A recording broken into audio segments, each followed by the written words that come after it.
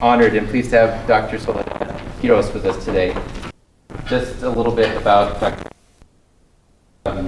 She comes all the way from Santiago, Chile. She just stepped off the plane about 30 minutes ago, so we're very happy to have her here. And she's currently a consultant for the National Council of Innovation for Development, and she has extensively written about environmental science and its translation into society, with many other issues centered around science. And without further delay, Dr. Soledad Quiroz. Thank you.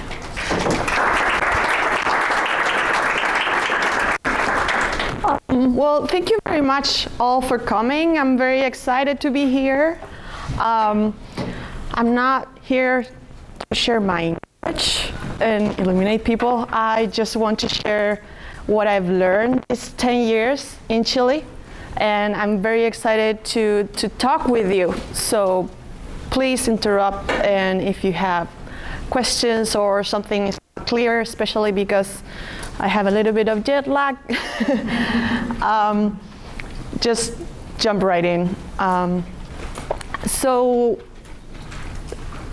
I've been working, thinking about science policy, science diplomacy, and many things, many ways in which science can help my country, Chile, to get towards the next level. That's something that stuck in my mind since I was little, and I was told Chile can never be developed because we are too little, too small, we are just too isolated. And technology for me has been like, maybe this can help us, this can solve our problems, this can really be used to help our people have a better quality of life. And this concept of knowledge governance, I think,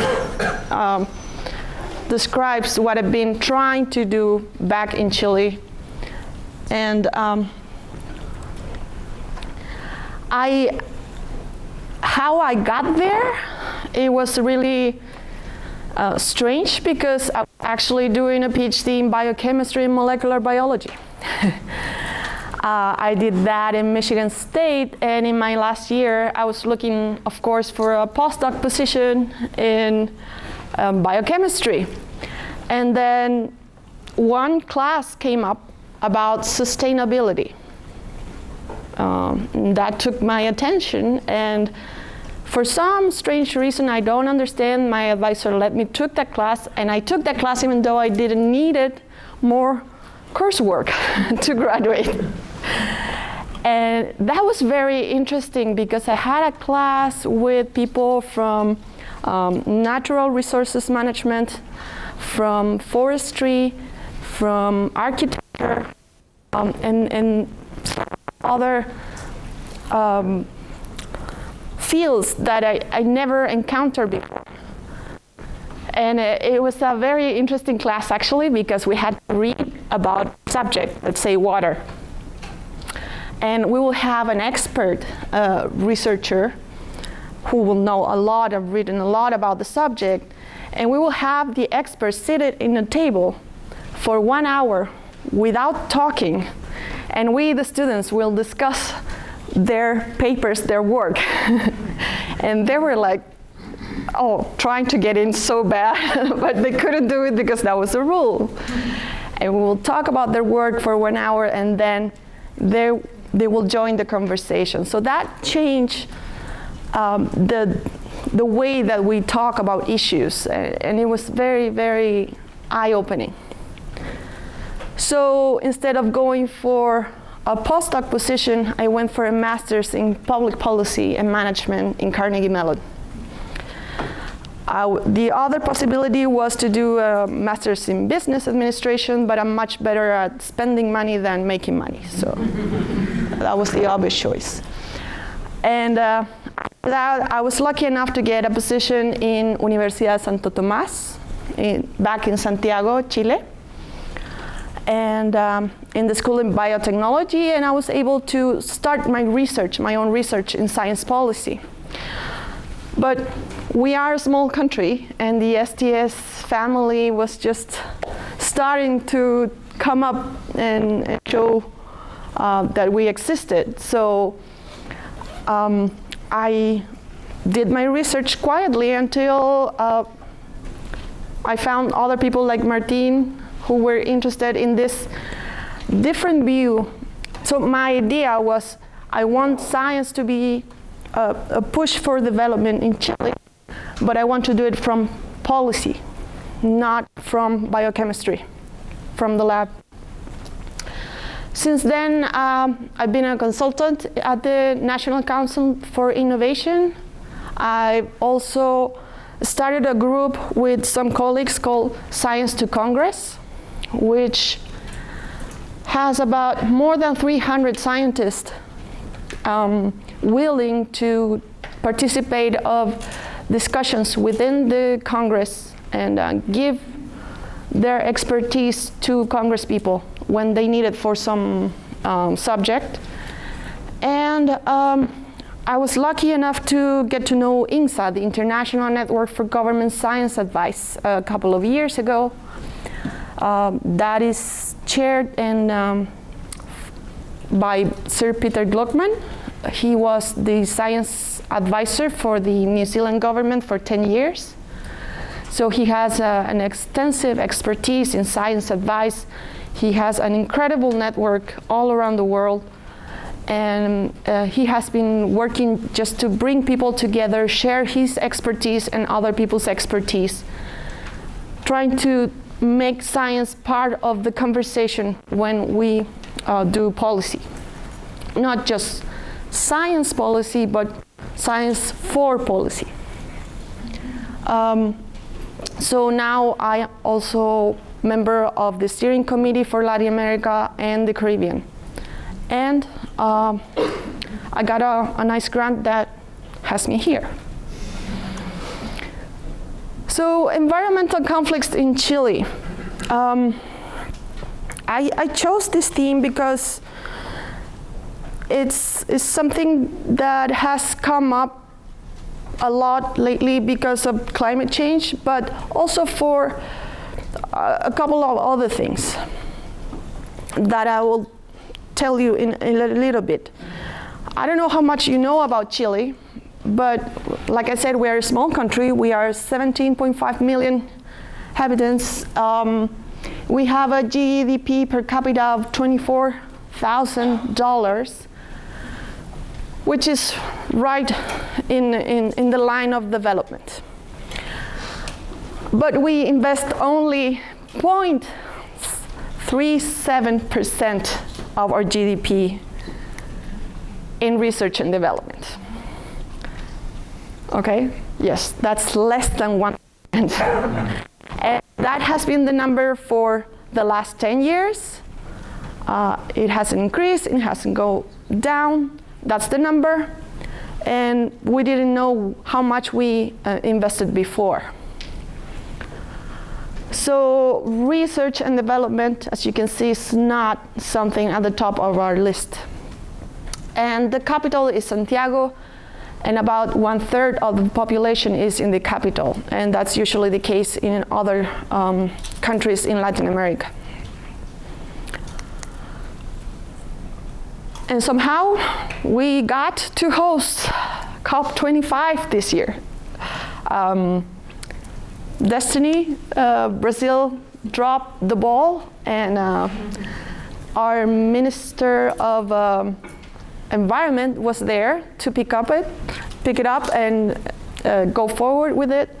It's been a huge challenge because money is not flowing so quickly. We are still having trouble to finance it and to actually just to have a place to gather all the people that supposed to be there. It's been a challenge, but that put us at the center of the environmental governance this year, and that means our government has to be also considering this as the main issue.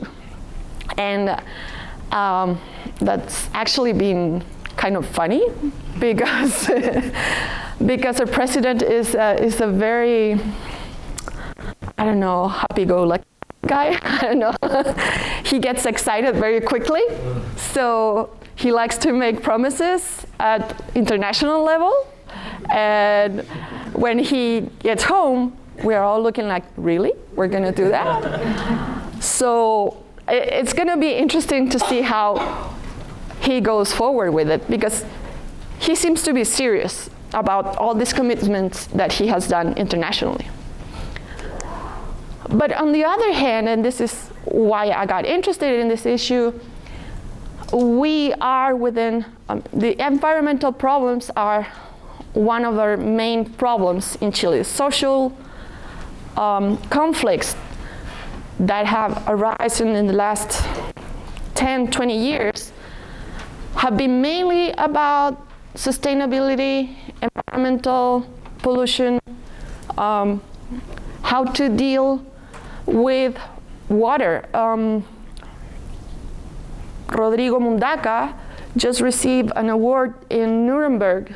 Is something like related to his defense of the water as a human right. We have a lot of issues with water and with ownership of water, and also with mining activities. We haven't found the right balance between mining, which is our main export. Every morning you will have the temperature and the price of copper. Those are the two things that you need to know every morning in Chile. And it's about 1/3 of our exports. So it's very important for our economy. We haven't gotten to move up the chain, and it's been causing a lot of problems, issues. What I wanted to understand and how science or scientists were involved in these issues were more in the dynamics. What do scientists do when they face these conflicts? Do they step aside? Do they participate actively? Do they use their knowledge as scientists? Do they use scientific data? Are they part of the community, or are they outside? And also, what happens with the other actors? They see scientists. Do they interact with scientists? They trust scientists. And this kind of questions are not trivial, because we just had our second study about social perception of scientists in Chile, just last week. So knowing how other actors in the community react and interface with science and scientists is not something we have looked at much. A little bit more about the structure of Chile. We are a presidential republic, very presidential republic. Like I said, our presidents sometimes get carried away, and we have to follow. Then at the regional level, we don't have another mini government like you have here in the States. We have a governor, but that governor depends on the president's confidence. The president will name the governor. That will change probably in the next year. We have a new law that will make the governor to be elected, but for now he is named by the president. The governor also has a very interesting committee. That committee, the regional committee, has about, well, it depends on how big the region is, but it can have 7 to 5 members, and those members are elected officials. So that makes for a very interesting interaction, because this committee has the power to give money to projects. So not just seated to hear what the government has to say, they can also direct where the money goes. And then you have the mayor of each city. Then we have the legislative branch.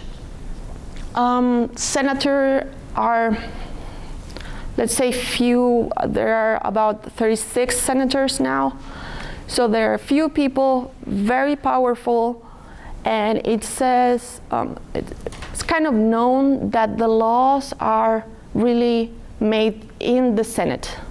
Congress people are about 160, and when the laws are discussed, they are not really changed within the discussion of the congressman, but in the Senate. Those are the important ones. And if the Senate doesn't want to pass a law, they will not allow it. And then the judicial branch, we have the Supreme Court and the other courts that will see civil and penal issues, but we also have environmental tribunals. And those are fairly new, and those will depend directly from the Supreme Court. So they can be very powerful too.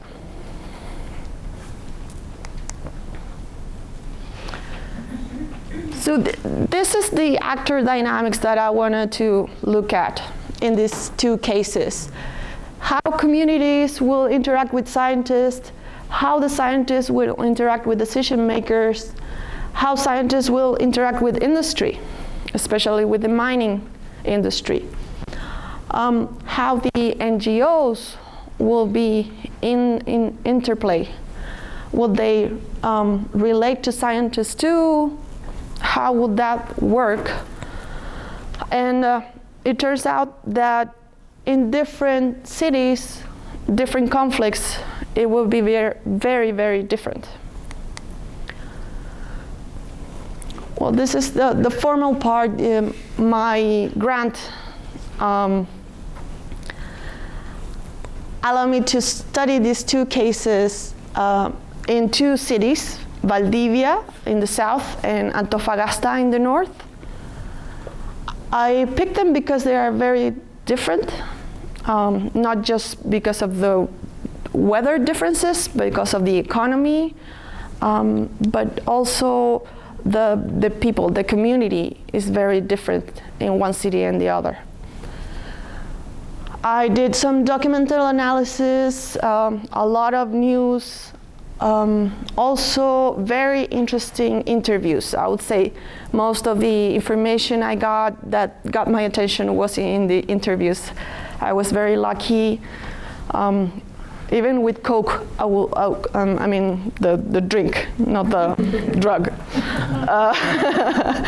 I would get very interesting confessions from people, and which, you know, it's part of, we need to do more research on this.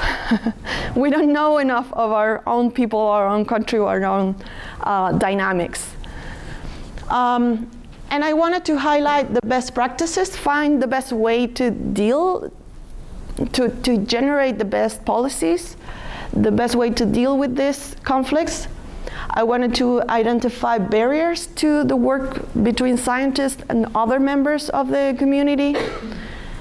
Because I am a scientist, I feel I can have a higher impact if I talk to other scientists. That's why I concentrate on what they do. And to understand the impact and influence of local context, because we can have a lot of information about the global north, but how do we translate those things to our context? So Antofagasta, a poisonous desert. So this is one picture of Antofagasta. It has the highest regional GDP in Chile, but also the highest inequality rate. It is the number one in income, but you will see the divide very quickly within the city. Mining activities, like I said, are causing environmental pollution of everything: air, water, and soil, and also water scarcity. Now, this type of pollution comes a lot from natural occurring metals in the water, in the soil, but also from the mining activities. So it's a pretty intense combination. There is documented contamination in water, since the 50s, with really, really high levels of arsenic. And people noticed that in the 70s, a doctor noticed that because of the higher rates of cancer.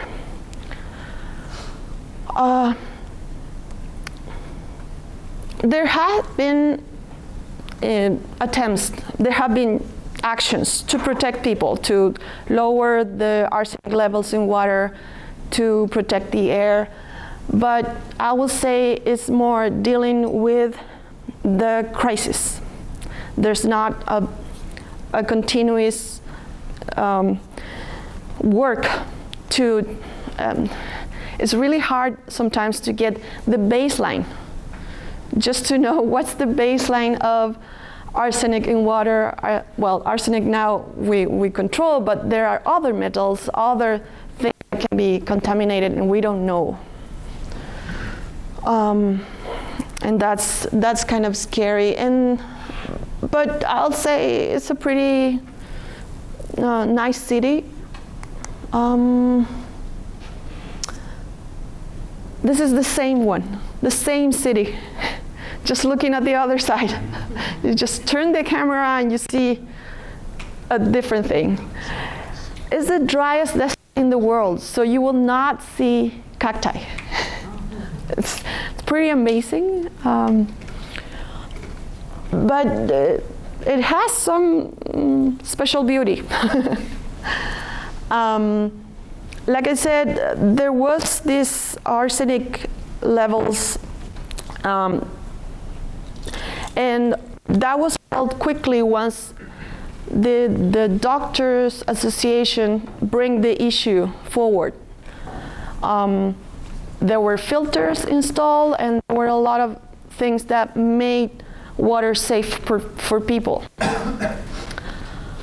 So that was felt like a success, but recent studies have shown that even if you stop drinking arsenic in the water, years before you had arsenic are going to cause higher cancer. So it was a success story, but there are still things we have to deal with, and health is not cheap in Chile. So I think we are still in debt with people in Antofagasta because of this issue. After that, there are other episodes. This is, I will say, the most recent. This dust kills you. That was an interesting episode because there was a group of professionals. Most of people working in Antofagasta are just miners, and they don't have much education. They go work there. They know that it's contaminated, so they work there for a few years, gather enough money, and leave, or they have their families outside the city, and they travel. So having people with a higher education level was different, but these people created this movement because they stayed there. There were people who lived there their whole life. They were not living. They were not passing through. The level of people, the percentage of people that passes through Antofagasta, not even, they go mining and they leave, is about 30, it can reach 40% of the population. So it's not easy to find a group of people whose family has lived there for generations and who was planning to stay there because of these health issues. And this group came up with the idea that they will just go to the window in their houses. They film this video. They say, look, I just put it, this is my house. Just put the hand there. This dust kills you. And that went viral in 1 second. Because people could see that every day, I mean, you will clean your house and you will have this black dust and that could go into your lungs. And that created a movement like Greta Thunberg. Each week they will meet and they will march asking for a better management of the mining activities. So the dust problem was created because the mines had trains coming to the port to deliver the minerals. But the trains were not covered. And once they got with the minerals to the port, it will be out in the open, so dust will lift and contaminate the city. So something that as easy as cover those containers made a big change. This movement started growing and growing, in part of because of the video, and they also did a lawsuit, but they lost this lawsuit. So that was a perceived loss. The group that coordinated this movement, Dismembered, one of the persons though continue as a regional council member, and still you can feel the divide between the miners and the more educated people that led the movement. There was still this feeling of mistrust. Maybe they were not fighting enough because they were not miners. And that's why we lost the lawsuit. And so it was very hard to put together like an organization that keep up the fighting, keep bringing up this issue to the authorities. And that was a picture I took in Antofagasta, just walking in the street. It's something that you will see, like any other day. So, what would the scientists? Were the scientists involved in this? Yes, they were. They were involved, and actually, the industry has a lot of money, so they have a lot of data, but they don't share it. They have a lot of scientists, but mainly foreign scientists, not in Antofagasta. Antofagasta has only 3 universities, so there's very few scientists in the city.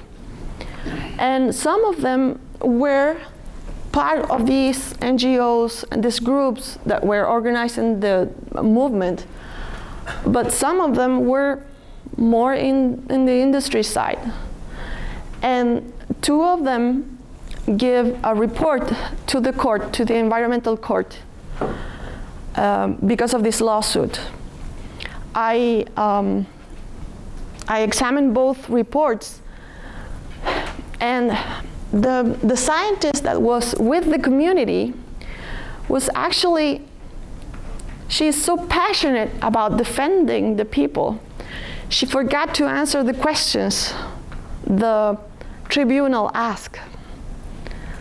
So she wanted to support the lawsuit so strongly, she gave other information that was partially useful, but then the lawyers are not allowed, the judges are not allowed to take in information that is not requested specifically. Those are the rules from the court. So they had to dismiss this report. And the other report from the other scientist, who was more, it was not even supportive, it was just giving information about what the industry was doing.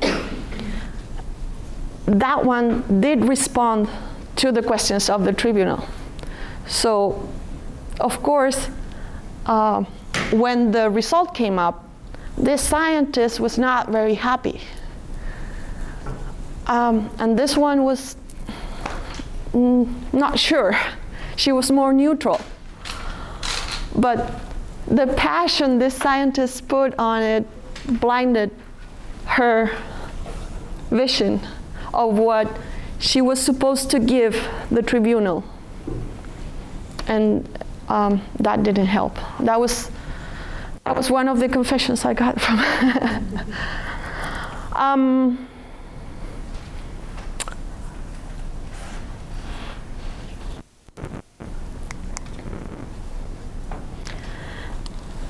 the other case, Valdivia. So we were up north in the driest desert.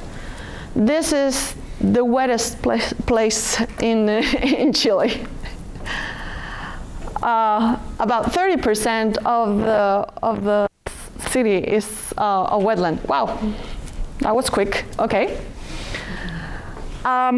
It has about 1/3 of the population that Antofagasta has, and is 12 out of 15 in the national income ranking. So it's much poorer. It's mainly a food supplier for the region. It's not very big in exports, but somehow the population has increased steadily, and that has pushed for more housing. And of course, with more housing, we need more land.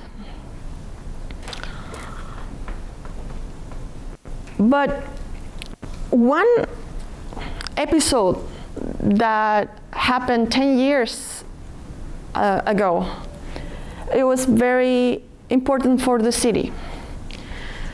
This is a very powerful image. When you see a white dead swan just boop, dropping in the middle of the city.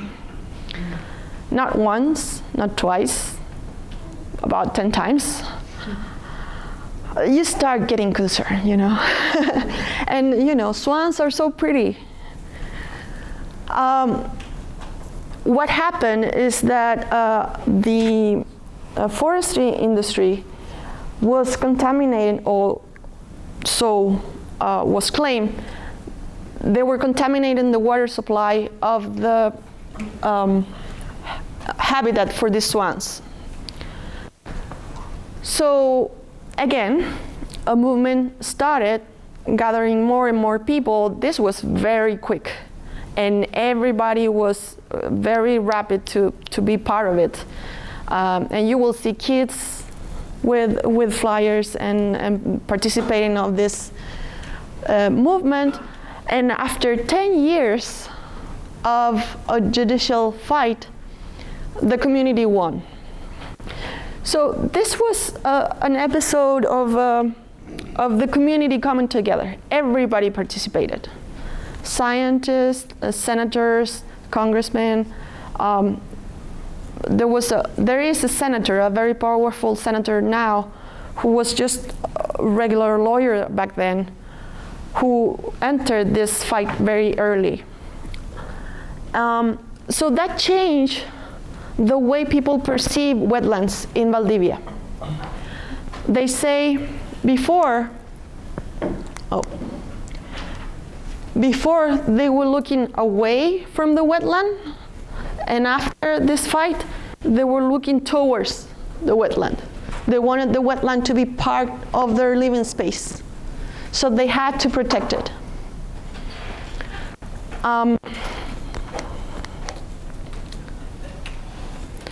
But because of more people were living in the city, they were filling the wetlands for housing construction. So this senator created this law to protect wetlands within the urban space. And that is being approved probably next month. It was very quick. It took only 2 years. That's very quick for our government. And it was supported by people all around the spectrum. There was no votes against it. So again, the scientists were part of all this process, and actually the decision-making process for the law was very pushed forward by a couple of scientists, not in the natural sciences, but in the urbanist side. And that was also interesting because there were not people who were participate of these discussions before. Here, the industry is not as powerful. Here is the housing industry, but the people who need houses is very big. Okay, so too much to talk about. How much time do I have? Do we have? Like 10 minutes for questions, or 10 minutes? Okay. So I'm gonna try to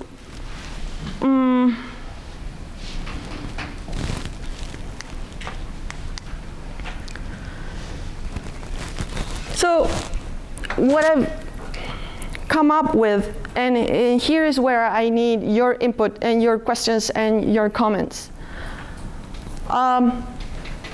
Environmental issues are not associated with one political spectrum in my country. So that's a big difference with this country. And that allows for consensus building much more quickly. But those consensus can go either in favor or against environment. So they are much harder to break in the case of Antofagasta. And that happened when they tried to come up with a legislation to lower the levels of contamination. The lobby that the industry put up didn't allow for a decent regulation to be passed, okay? So it's harder for scientists or anybody to break that consensus.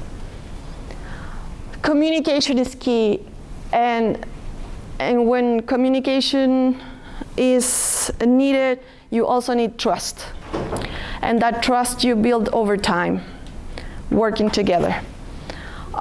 Scientists did not get out of the university much in my country, but some people do. This is a foundation that was created from an excellence research center that worked for 10 years in Valdivia. And when the funding, the money stopped because they had only for 10 years, they created this works every day with people in Valdivia to protect wetland and to inform and to teach about it. biodiversity, on all the issues. So they have created this line of communication that is much more fluid. But it takes a lot of time.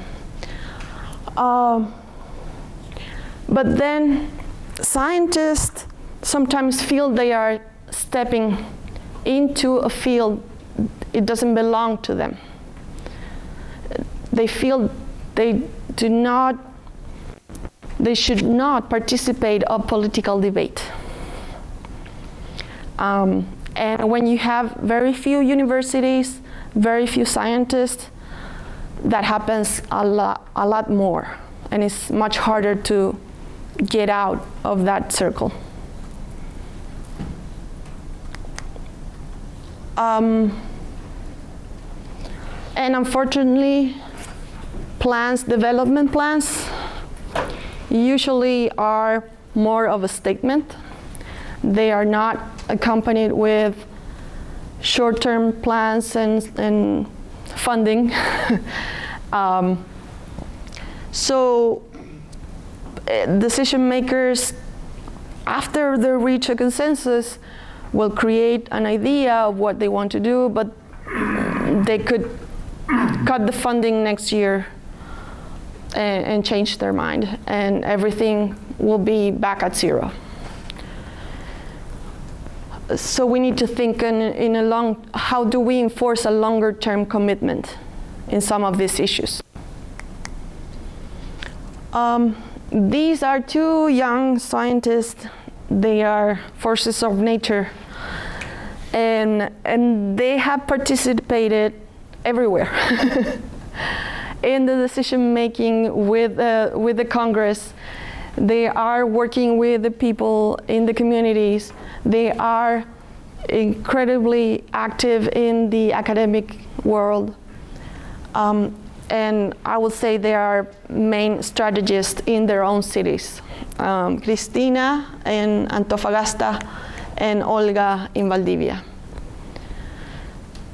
So again, why do I care so much about institutions? Because the day of this, when these women go to a different city, half of the work will be lost. We need institutions to keep up that work. We need institutions to support them, because it's very hard for them to do this kind of work.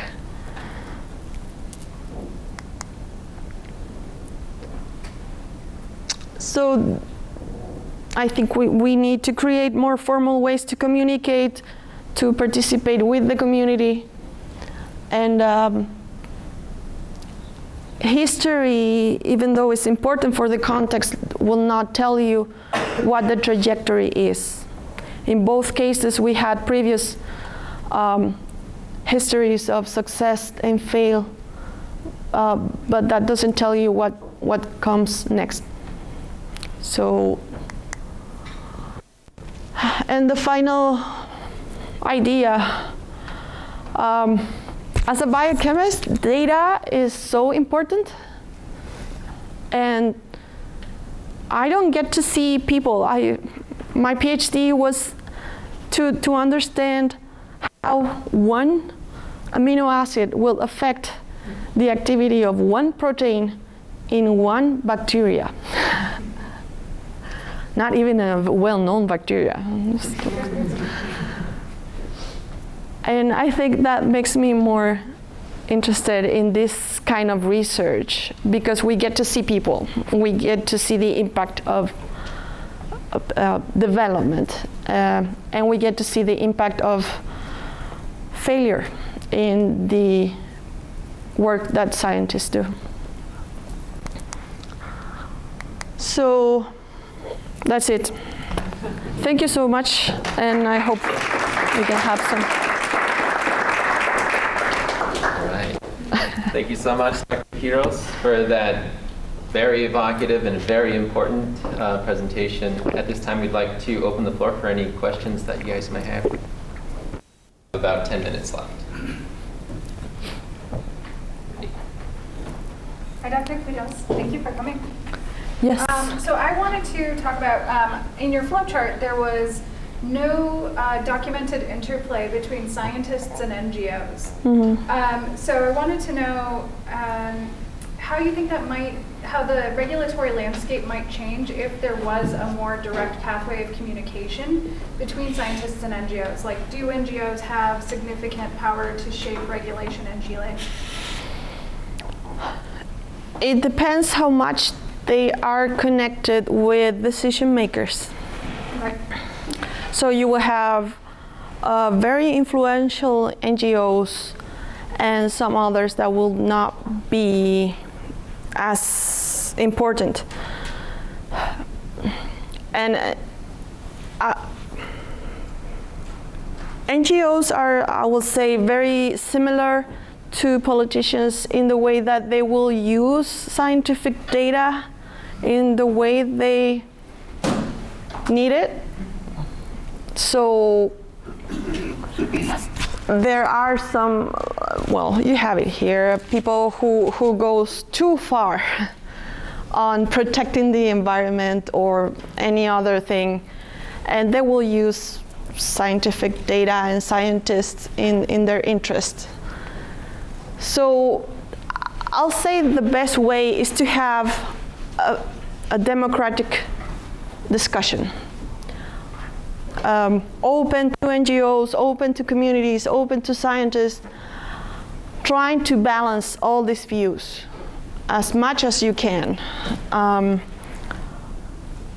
Because at the end of the day is how much you can influence the decision makers. Thank you. Yes.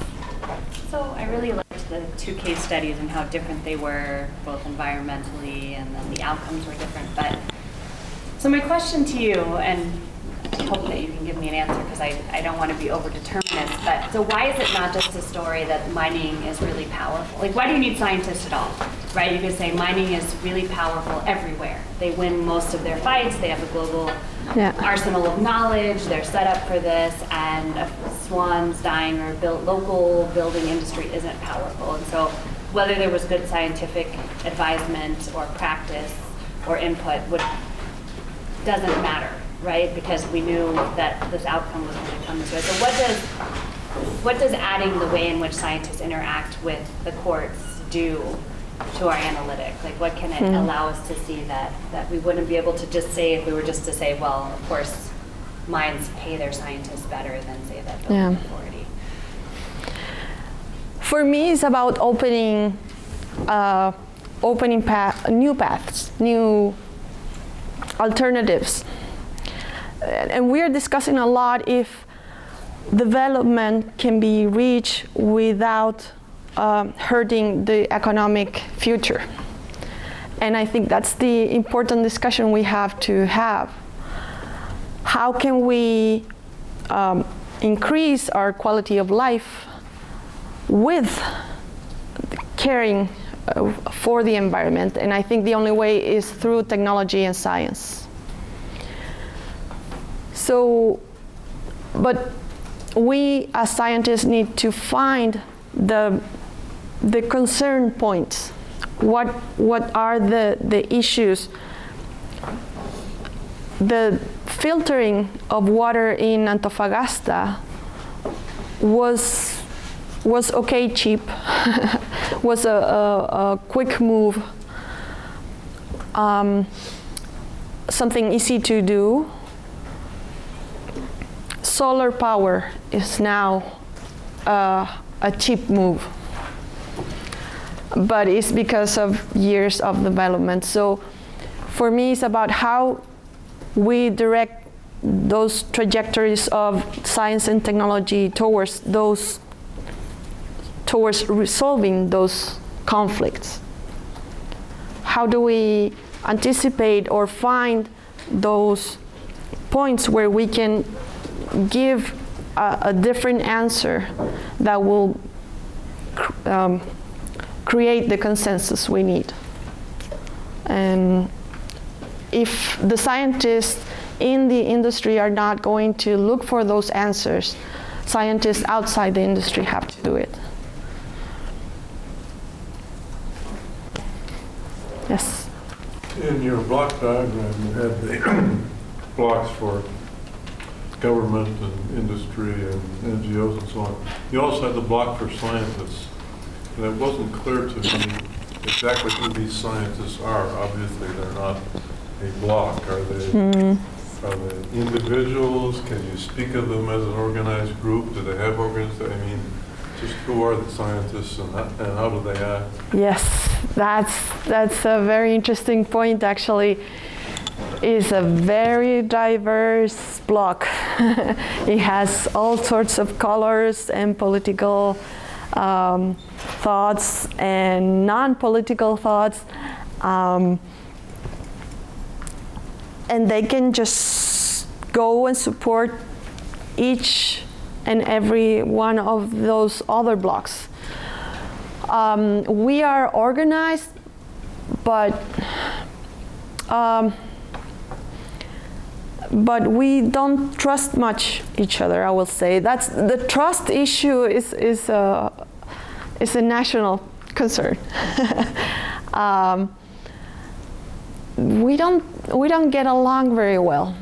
That's a sad thing to say with so few people. But I think we are seeing more and more discussions, not about the science, but about what scientists should do. How do we participate of this interaction? And that's something that is changing with I think it's a new generation of scientists in Chile that is looking outside of the university and recognizing that we need to participate more, be more active outside of the university. And some people is going through the communication of science.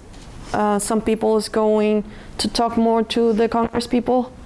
Some other people is creating their own institutions to do all the things. Is more people trying to get involved more in the industry. But I would say that last one is the more complex, because industry is a very basic type of industry. So they don't need much knowledge. And scientists are not very interested, and the companies are not very interested in having high educated people in doing work. So it's a very diverse group. Yes? On the subject of environmental communication that you just mentioned, where do you see the role of journalists? Specifically in terms of how do they, as a bridge towards, from science to NGOs, from science to community, do you see it as a bridge, or do you see it as a part of the community? How do you see their role in general? Yeah, journalists are, I'll say, very important. Sorry about that. But then again, in Chile, we don't have many journalists specialized on different issues. So whatever they put out, it can go either way. It can go just another note without much to say, or it can go viral and spur a revolution.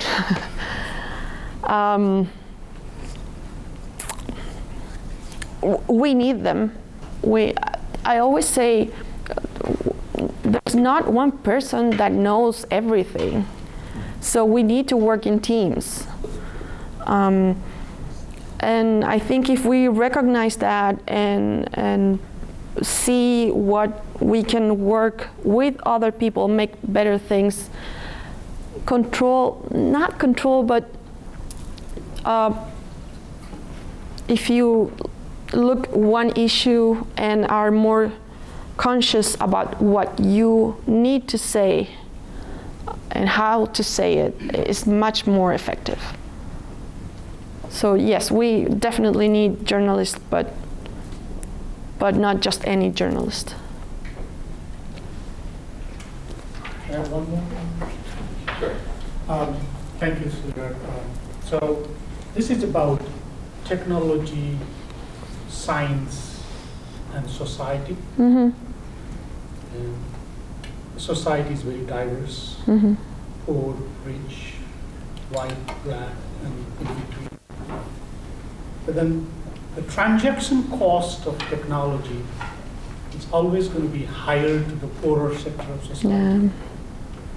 You know, if we bulk on technology and science to address some of these black dust problems that you talked about, we probably might find ourselves serving the rich and still marginalizing the poor. Is there any thought going on in that area? I think in the moment we are conscious about those differences. We can think the policies in a way that is less unequal. I was just so happy about all the facial recognition and all this data mining until I read this book, Weapons of Math Destruction. And I realized, wow. So even an equation can be racist. That's not good news, and that made me shift completely the way that I wanted to use computer power and data mining, and the way that I looked results of research center in that area. So that's also why we need to make democracy more diverse. Some things that one group will not see, others will see. But if we're going to use science and knowledge and technology, we need to have specialized people that really knows how those work at the table. Because otherwise we're going to miss a lot of information and a lot of opportunities. Thank you so much again, Dr. Quiroz, for Thank joining you. us today. Thank you for coming. Thanks.